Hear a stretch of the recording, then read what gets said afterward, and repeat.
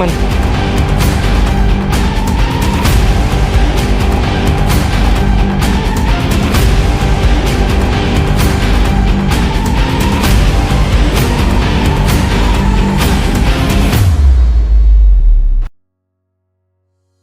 បាទសួស្តីបងទាំងអស់គ្នាអញ្ចឹងនេះគឺជាសកម្មភាពរបស់ខ្ញុំទៅបបកត្រីខ្មាន់នៅ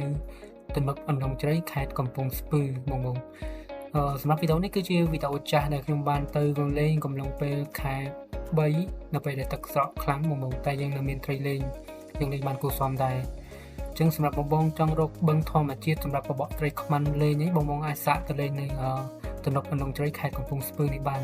ហើយនេះគឺជាផ្លូវនៅលើក្នុងទំនប់របស់ទំនប់លងជ្រៃហ្នឹងបងបាទសម្រាប់បងដៃថ្មីចង់រកបឹងធម្មជាតិបងអាចមើលវីដេអូនេះបានសម្រាប់លេងបបកត្រីខ្មាន់ខ្ញុំនឹងប្រាប់អំពីទីតាំងដែលខ្ញុំឈរគប់លេងហើយនឹងអនុយដែលខ្ញុំប្រើអញ្ចឹងសម្រាប់ទីតាំងដែលខ្ញុំឈរគប់លេងដោយសារត្រីខ្មាន់ជាប្រភេទត្រីដើរហែលដេញចាប់នុយអញ្ចឹងបងអញ្ចឹងបើសិនយើងគប់មកកន្លែងគឺមិនងាយបានទេអញ្ចឹងបងចង់ដឹងថាជីទៅត្រីនៅហ្នឹងវាដើរកន្លែងម្ដុំណាអញ្ចឹងបងអាចទស្សនាវីដេអូនោះបាននឹងបង្ហាញអំពីទីតាំងដែលខ្ញុំឈរគប់អញ្ចឹងជីទៅខ្ញុំគប់នៅម្ដុំខាងនេះបងអញ្ចឹងបងអាចចំណាំបាននៅក្បាលទំនប់ទី2នៅកន្លែងកែងហ្នឹងបងមើលឃើញកន្លែងកែងហ្នឹងបងអាចលេងគប់នៅម្ដុំហ្នឹងបានជីទៅមកជួរហ្នឹងបងគប់ទៅមានដឹងតែមានត្រីខ្មាន់ដេញខាំហ្នឹងបងថ្ងៃនេះខ្ញុំមកប្រើដងដៃវ៉ាសេរីចាស់ប្រភេទដង UL បងជាមួយនឹងដង Abucacia Cardinal 2 SX លេខ2500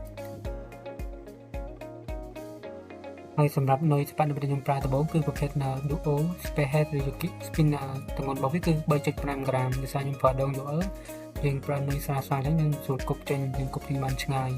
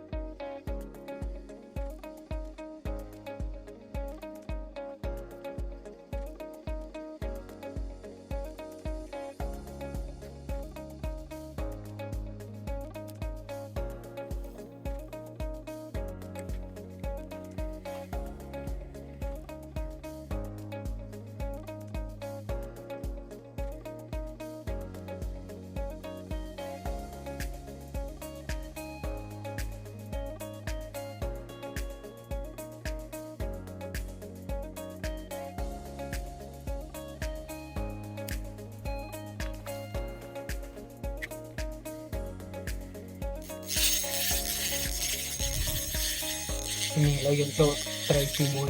គឺថាវាខាំភ្លាមវាទាញចូលថ្មភ្លាមហើយចាក់សារាយទៀតចឹងយើងទាញយកមកនេះគឺថាយើងត្រូវដូរទៅក្នុងខ្សែយើងតូចដែរចឹងមានដើរទៅយកវានេះភាសាវានៅខាំវិញទាញមក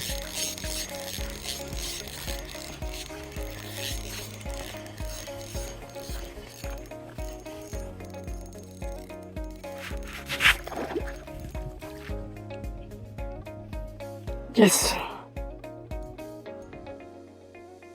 Okay. Wow. Cục kiên luôn thấy rồi. Thô má.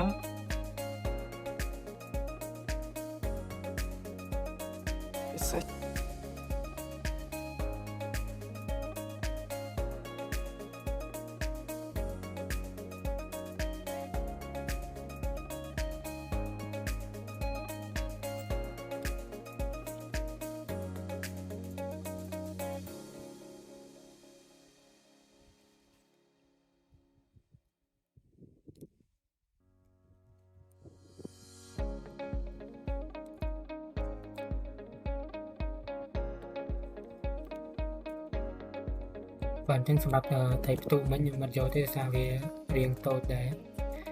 ចឹងតែយើងប្រឡែងវាទៅវិញទៅទុកឲ្យវាធំខ្ញុំយកវាវិញ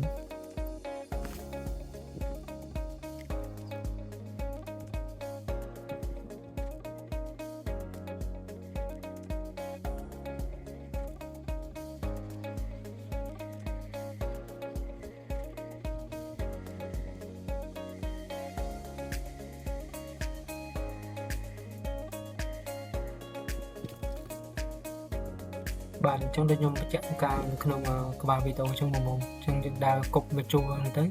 វាមានភាគរយបានច្រើនដោយសារតែខ្មាន់វាដាក់ប្រមាណចំណៃមកជួរនឹងច្រើនអញ្ចឹងខ្ញុំគប់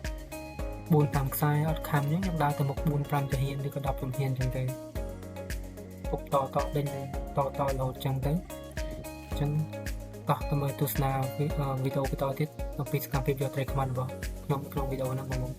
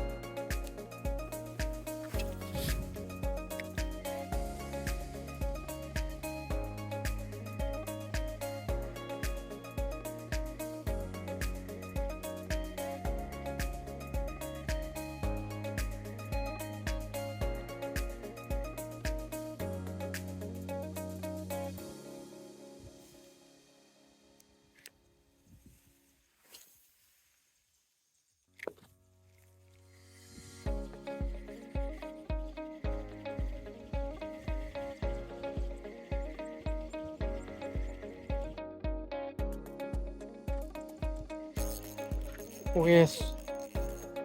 哇ត្រីទី2ហើយជាធីរោះទៀតទេបងត្រីគឺនៅគៀនអញ្ចឹង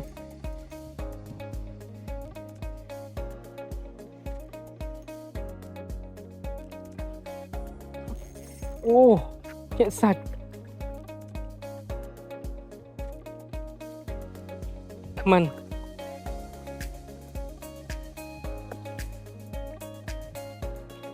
អូដាច់មកបាត់ shit អូយត្រីធំផងកន្លែងនេះស្ដាយមែនតើបងដោយសារកន្លែងទាញកាមេរ៉ាដើម្បីថតផ្ដិតយកត្រីវាបារាំងនៅក្នុងទឹកឲ្យបងមើលមានន័យនៅពេលយើងទាញតាំងពេកហើយឡើងដៃមួយឈៀងទៅទាញកាមេរ៉ាវាបារាំងទៅរបូតមាត់បាត់សម្រាប់ត្រីហ្នឹងគឺរៀងត្រឹសដែរដូចបងឃើញពេលវាខាំហ្នឹងគឺវាទាញដងឡើងកង់ខ្លាំងមែនតើវាទៅស្ដាយមែនតើសម្រាប់ត្រីមកក្បាលហ្នឹងតែឡើយពេលវេលាយើងនៅច្រើនបងអាចអ្នកសងសឹកបានចាំមើលសកម្មភាពបន្តទៀតបង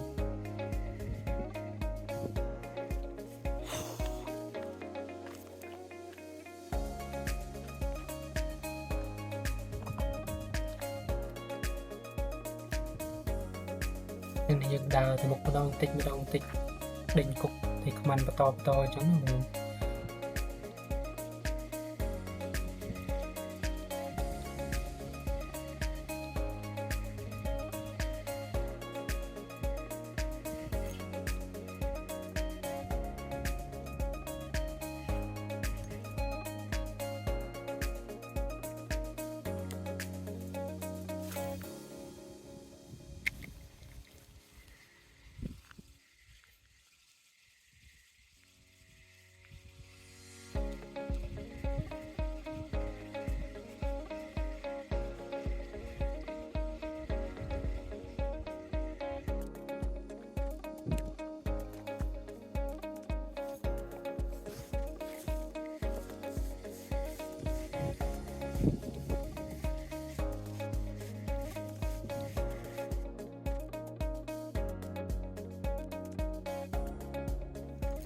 Yes ត្រីទី3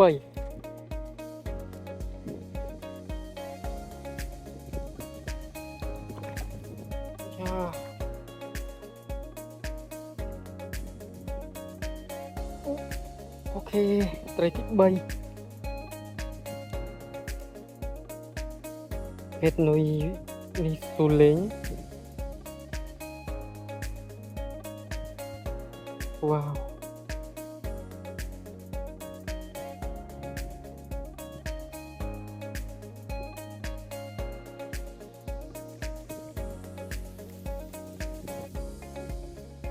នេះត្រីទី3ត្រីទី4មើលគិតទាំងរួចមកក្បាលអូ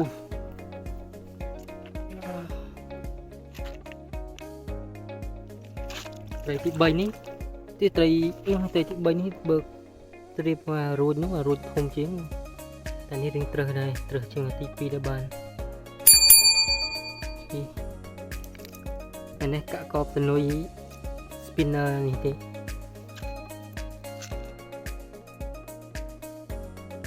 នេះប្លង់ទូរស័ព្ទអស់ថ្មឲ្យបានដាក់ថតសកម្មភាពទុកថ្មទុកថតសកម្មភាពយកត្រីនេះបងគាត់ដូរទីតាំងភ្លាមមួយផ្លែតបាន2ក្បាលជាប់ជុកគ្នាអានេះត្រឹសត្រឹសជាងអាមួយមិញដូរទីតាំងផ្លែតគប់ប្រហែលជា5ខ្សែបាន2ក្បាលបាទទីតាំងនេះទឹករៀងវាលយ៉ាធំអានេះអូអានេះកាក់កបទៅនុយ spinner bait ទម្ងន់3ក្រាមខ្ញុំប្រើនុយស្រាលផ្លែទូចតែយើងលេងចូលត្រីធំចេះសប្បាយបាទបាត់ដៃវ៉ាវសាច់តល់ហើយនេះព្រាបមួយដុំសាច់នេះត្រីទី5ពេលថ្ងៃអូនេះដូរនុយលេងថ្ងៃក្តៅយើងប្រើនុយលេង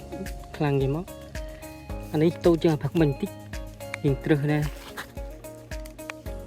នេះអូពេញដៃមក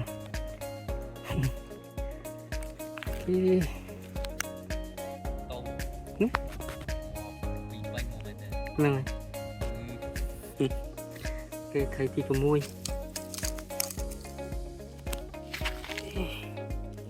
គេតូច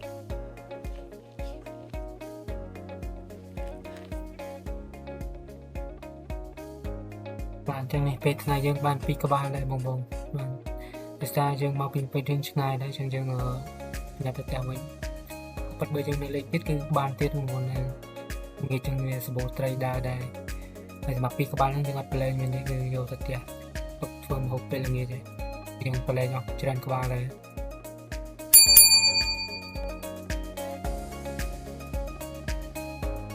បាទអញ្ចឹងវីដេអូសកម្មភាពបកត្រីថ្ងៃនេះមានតែប៉ុណ្្នឹងទេ